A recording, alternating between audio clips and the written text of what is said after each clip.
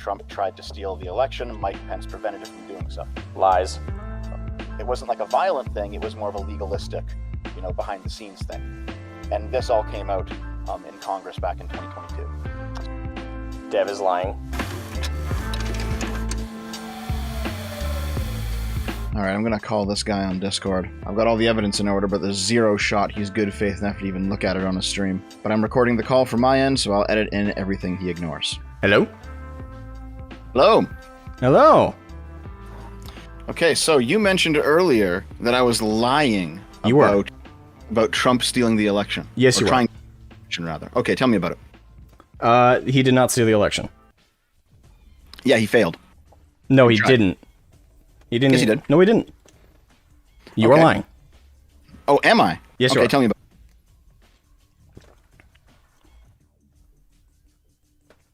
it. Do you have an argument as to... Because I have an argument as to how he did. But do you have one okay, do you want to hear it, or? Yeah, go right ahead. Okay, so do you know the contents of the Eastman memo? Or do you know who John Eastman is? I am not familiar with the contents, but I am familiar with John Eastman, yes. Okay, what do you know about him? I know he's involved on... Wait, no, I am thinking the wrong guy. Hold on. Nope, that's fine. That's fine. Here, I'll paste to you in the chat. This is a PDF of the Eastman memo. So John Eastman was a lawyer that Trump retained, I think around Christmas Day 2020. I think that's around. But basically, the Eastman memo is the outline of Trump's attempt to steal the 2020 election. And it's all outlined there, and he tried to do it, and he failed. And the reason he failed is because of Mike Pence. So, do you want to know how he tried to do it? Yeah, go ahead. Explain. Okay. You know how the Electoral College works in the United States, right? You're an American, I assume you know. Mm. Okay. So, after all of the votes have been cast, and then the state... Wait, hold on. Oh, yeah, go ahead. Yeah. Before we get into this... Mm-hmm. Why did you look into dead fireman's background, trying to find shit on him? Because I like digging things up. Okay. And I really don't care about any sort of moralizing about it, because after, for example, the Club Q shooting happened, I saw a whole bunch of right-wingers digging up the social media accounts of people who died in that. And you know what? That was fine to do too. It's always good to archive more information. Okay, so no, I'm not going to suddenly say, oh, it's bad to look into him. No, it's not. Okay, fine. Let's say it's not bad to look into the background, which I think it is personally. But when you did, you found his January 6th opinion and Putin opinion and presented that as some kind of evidence to justify his death. Nope. Yes, you fucking did. Yes, you fucking did. Nope, not justifying it. No. Yes, you did. Nope. Yep. Yes, you did. Okay, fine. If I accidentally did that, I'll walk it back. Sorry. Didn't mean to. So you fully apologize for those statements. Not the wording, the full, even attempt. What, to dig into him? No. I don't apologize looking into him. I do apologize putting it out there when I did. I do apologize putting out there how I did, but no. The actions of digging into him, like in and of itself, just on its own, isolated from any other context, no. Digging up information is always a good thing. On a man whose blood hasn't even run cold. Like I said, timing was the problem. It was a too soon argument, and you know what? Fair enough, it was too soon. That was my lapse in judgment. So you think it would have been okay if you'd done it later? Like 3 months, 6 months, a year later? Sure. Why do you think it would have been good to say, hey, this guy was okay to be murdered? I never said he was okay to be murdered. I never said that. That is what you presented. Nope. Yes, it is. None of my tweets say it is okay for him to murder this man. None of them say that. Just because you didn't blatantly say it doesn't mean you didn't imply it, which you did absolutely imply it. Well, I'm telling you right now, didn't mean that. If that's how it came off, if that's how it came off, if that's how I worded it, then that's my fuck up. Sorry, but not my meaning. Now, all right, now explain to me why the dead fireman's opinions about the insurrection on January 6th hold on. would have been relevant later. So I've just gone down a rabbit hole with you. Now you're going to go down one with me a little bit, okay? Okay. So, do you have that PDF open? Yep. Let me read it to the chat real quick. I want to read it to the full chat. Go ahead. It's only 2 pages for everyone listening.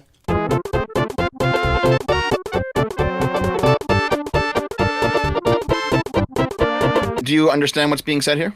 Not fully, no. I'll admit. It turned into word salad in my brain. No, that's completely fair.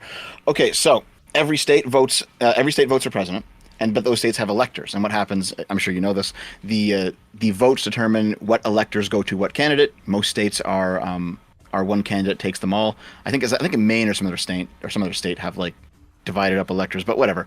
Basically, the idea, originally written in the Constitution, is that you'd have your election, and then between the election and then January 6th, there would be time for the electors to be chosen by the states, and then the electors shipped off to Washington, D.C. Back then it was done on horseback, which is why it took so long to do it. But basically the idea is people vote for electors vote for candidate. There was a controversy in 2016 where you had like a commercial from a bunch of like dumb Hollywood progressives who were saying, listen, we know that Trump has won, but you have the power to change your elector vote and just not do what people said you should do, which was fucking retarded. Republican members of the Electoral College, this message is for you. As you know, our founding fathers built the Electoral College to safeguard the American people from the dangers of a demagogue and to ensure that the presidency only goes to someone who is to an eminent degree endowed with the requisite qualifications. An eminent degree. Someone who is highly qualified for the job. The Electoral College was created specifically to prevent an unfit candidate from becoming president. There are 538 members of the Electoral College. You and just 36 other conscientious Republican electors can make a difference. By voting your conscience on December 19th. And thereby shaping the future of our nation. You have the position, the authority, and the opportunity to go down in the books as an American hero who changed the course of history. And you have my respect. You have my respect. You have my respect. For your patriotism and service to the American people. Unite for America. What's going on here, though, is that you had 7 states where people in the GOP showed up.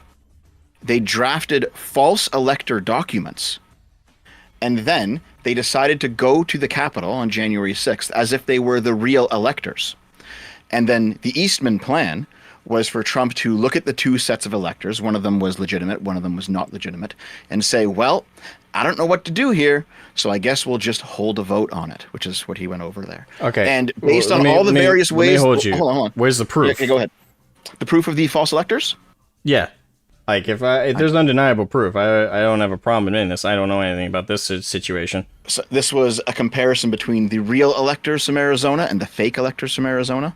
A lot of this stuff was presented not only in court, but also in the January 6th committee back in 2022. On November 18th, a lawyer working with the Trump campaign named Kenneth Cheesebro wrote a memo arguing that the Trump campaign should organize its own electors in the swing states that President Trump had lost. The Select Committee received testimony that those close to President Trump began planning to organize fake electors for Trump in states that Biden won in the weeks after the election. Who do you remember being involved in those early discussions around the Thanksgiving time regarding having alternate electors meet? Mr. Giuliani, several of Mr. Giuliani's associates, Mr. Meadows,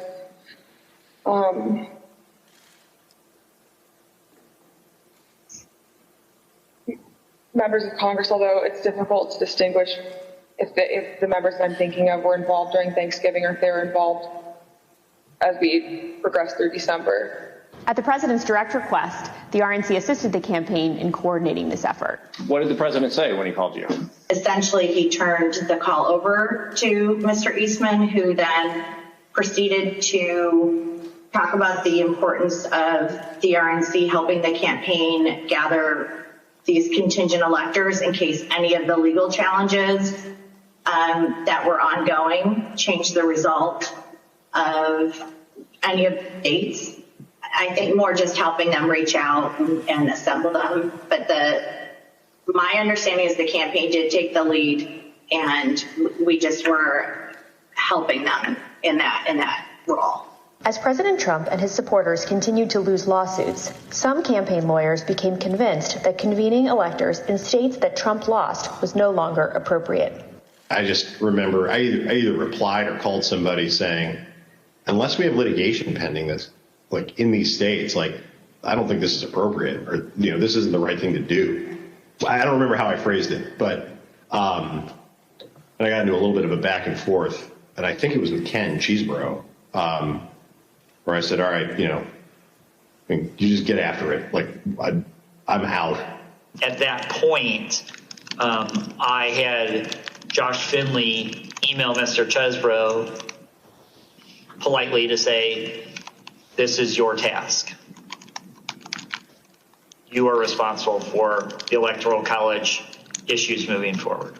And this was my way of taking that responsibility to zero. The committee learned the White House counsel's office also felt the plan was potentially illegal. And so, to be clear, did you hear the White House counsel's office say that this plan to have alternate electors meet and cast votes for Donald Trump in states that he had lost was not legally sound? Yes, sir. And who was present for that meeting that you remember? It was in our office. It was Mr. Meadows, Mr. Giuliani, and a few of Mr. Giuliani's associates. In fact, this specific picture comes from this article on all of the various people in these 7 states who are being charged. And so there's the article if you want to read it as well. But basically, a lot of these people who drafted these false documents, they're all getting charged for, drafting a false document. They're being charged, but they've not been convicted. Some of them have been convicted, but a lot of the cases are still ongoing, yes.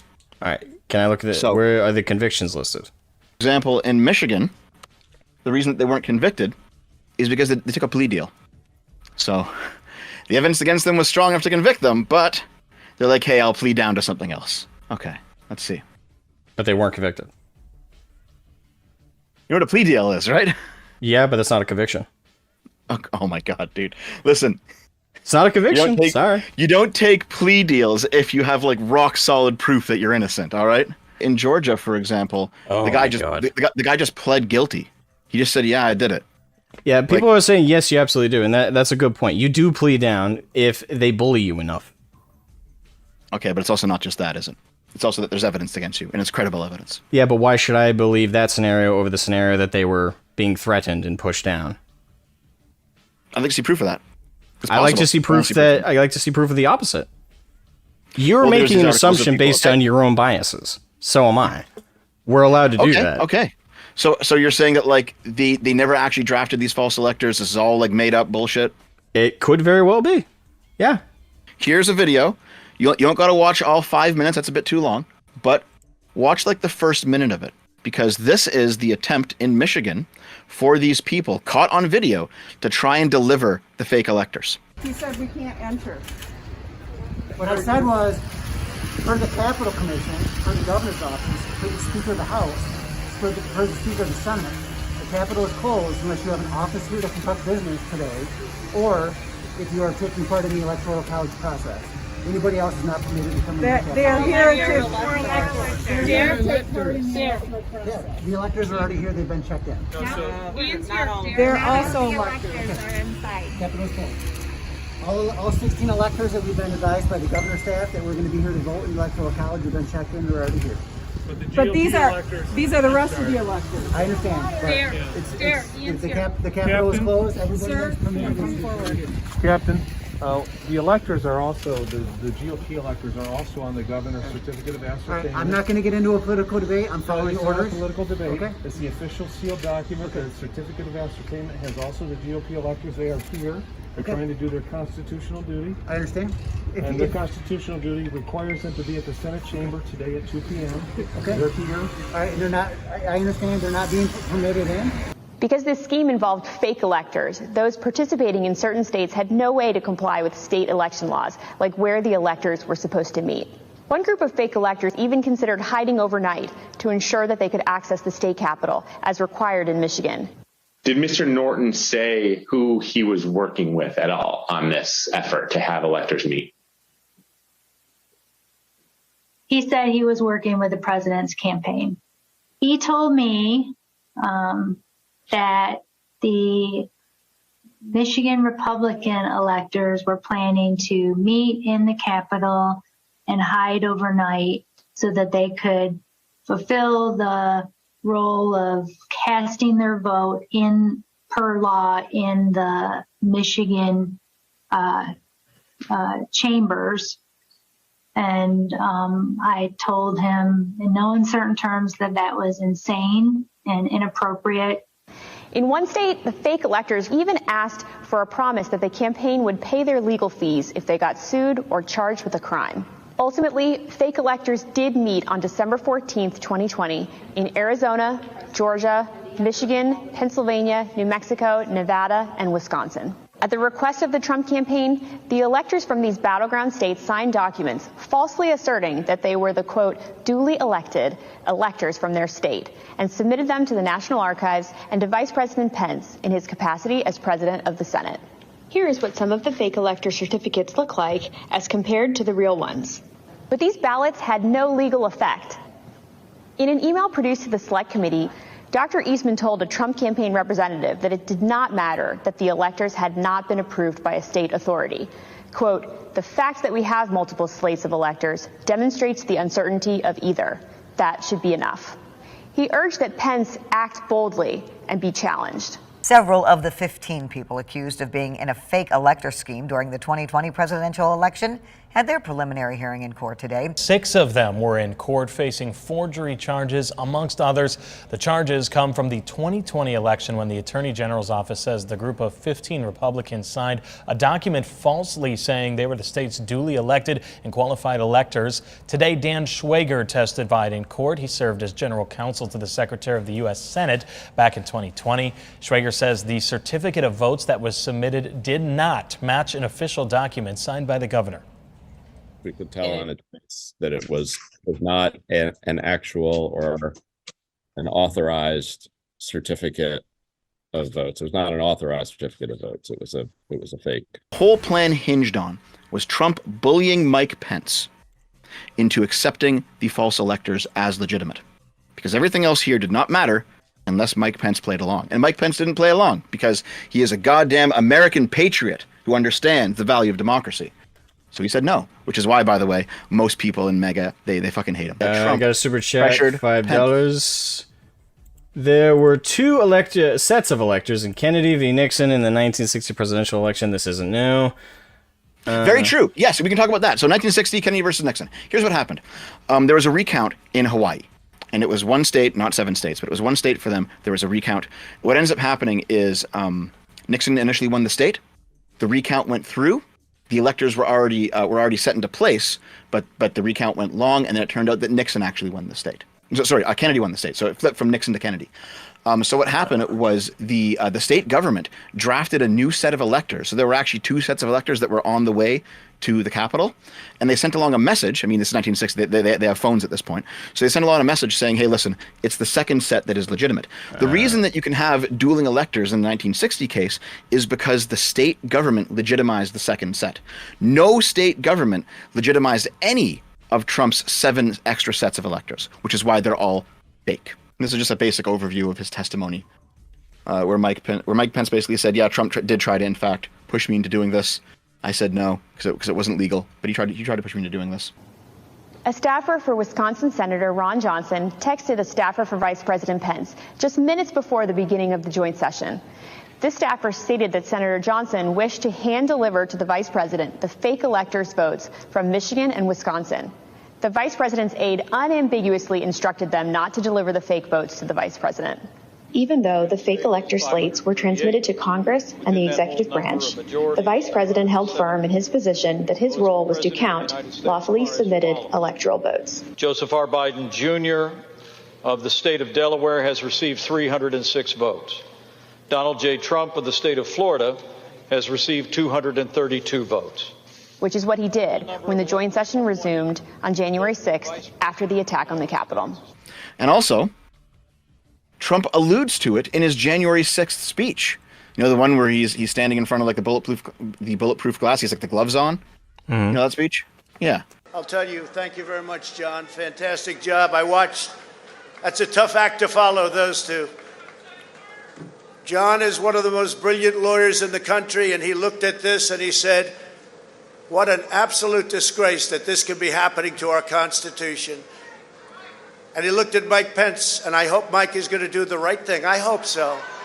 I hope so. Because if Mike Pence does the right thing, we win the election. All he has to do, this is from the number one, or certainly one of the top constitutional lawyers in our country. He has the absolute right to do it. States want to revote. The states got defrauded. They were given false information. They voted on it. Now they want to recertify. They want it back.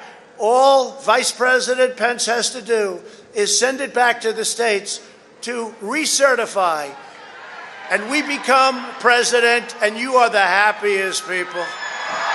And Mike Pence is going to have to come through for us. And if he doesn't, that will be a sad day for our country. And they want to recertify their votes. They want to recertify. But the only way that can happen is if Mike Pence agrees to send it back. Mike Pence has to agree to send it back. And Mike Pence, I hope you're going to stand up for the good of our Constitution and for the good of our country. And if you're not, I'm going to be very disappointed in you. I will tell you right now. I'm not hearing good stories. Trump has lost his court cases. There is no sending it back. It's January 6th. It's time to count the votes. There's already a precedent established from the 2000 election, Bush v. Gore, where once you hit a certain point, that's it. The votes are now set. All right? And Trump lost all of his cases. So there's no path forward unless he can get Mike Pence to accept 7 sets of false electors and pretend like they're real. All right? This isn't a violent insurrection. This isn't, people marching on the Capitol like a rebel army or something. This is a legalistic self-coup. All right? Okay. A self-coup is when you use loopholes to go against like an established constitution in order to illegally extend your own power. So this is Donald Trump trying to steal the election from Joe Biden in 2020. Right. The only thing you proved to me is that you don't know you're lying. And to be fair, I now don't know you're lying. Because I thought you were talking about the insurrection of the people who went into the Capitol. That's what I thought you were referencing. By the sounds of it, you're that was also a violent different riot thing. too. That was also a violent riot. It was full of fucking retards too. All right. I know we've all seen the video of the grandma, slowly walking through the Capitol building, and everyone's saying, "Well, how can this person be a fucking insurrectionist?" And she's not, obviously. You say they were violent. Who died? Yeah, from what I understand, 3 people died of unrelated causes. One guy's a heroin dude, one guy's a heart attack. He was fat or something. And then Ashley Babbitt died. His name was Ashley Babbitt, right? That's the name. Was that her name? I forget her name. Anyway, I don't know if I'm one chick died. One chick died because she was breaking through a fucking window, and then a security guard shot her as she was trying to break in. No, she was being pushed forward. Fair enough. Who was pushing her forward? The crowd. Right. And what was the crowd doing? They were trying to flood in and admittedly get into the room. But she did not break that window. Specifically? Who knows? We don't know. They didn't do it. What really made me want to come was the fact that, I had supported Trump all that time. I did believe, that the election was being stolen. And Trump asked us to come. He personally asked for us to come to D.C. that day. And I thought, for everything he's done for us, if this is the only thing he's going to ask of me, I'll do it. We're going to walk down to the Capitol. Did you recall President Trump mentioning going to the Capitol during his speech? Oh, yeah. So that's one of my disappointments. He said he was going to go with us, that he was going to be there. I know why I was there, and that's because he called me there, and he laid out what is happening in our government. He laid it out. But I remember Donald Trump telling people to be there, right? I mean, to support. So you mentioned that the president asked you. Do you remember a specific message?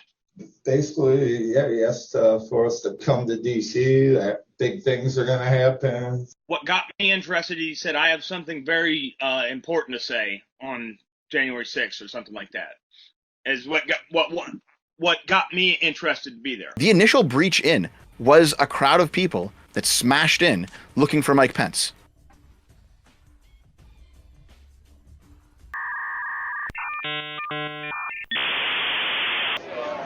I'm telling you what, I'm hearing the Pence just caved.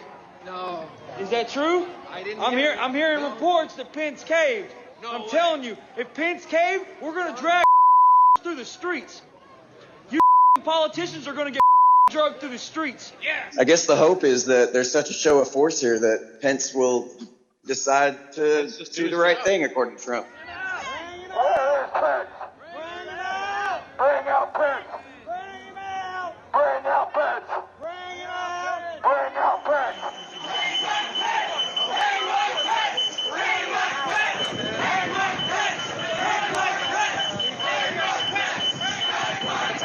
Do you think Trump tried to somehow steal the 2020 election? No.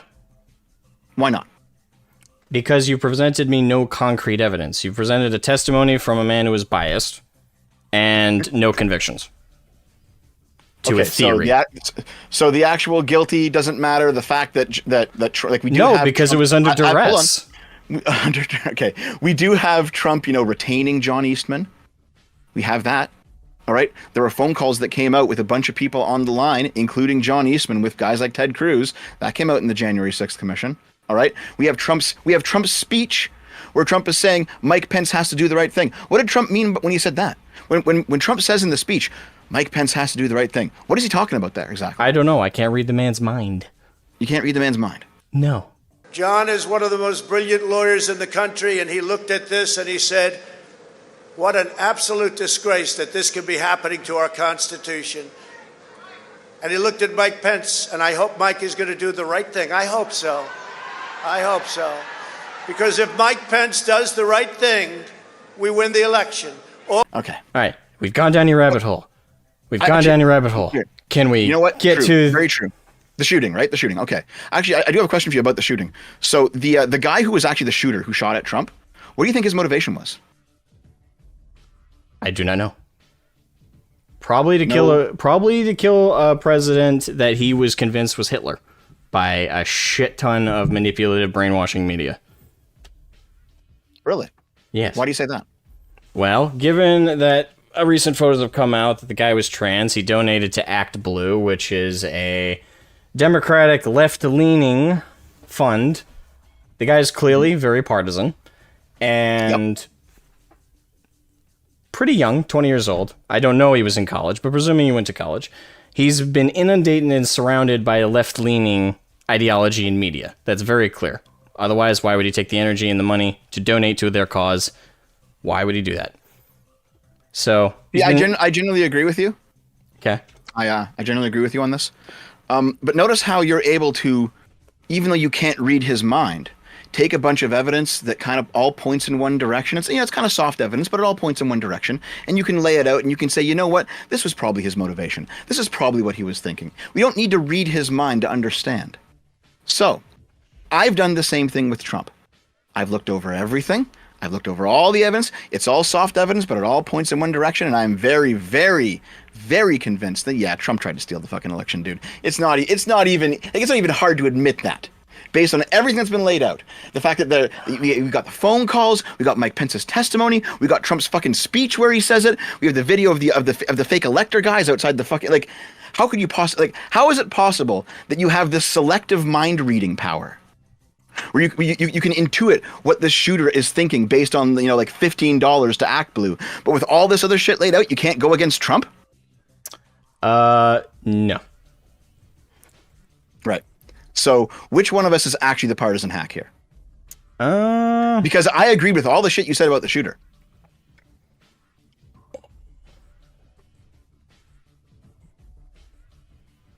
So I didn't lie, did I? No, I already conceded that earlier. You didn't lie. I still think you're wrong, but you didn't lie. Well, it was nice to get that out of you. You're right. I owe you this. What do you want to know about me and the and my edgy tweets? What was your motivation? What was your motivation, your mindset when you made them? Be honest. Well, I laid it out in the Sad Scholars thing. I don't think you got into that point yet.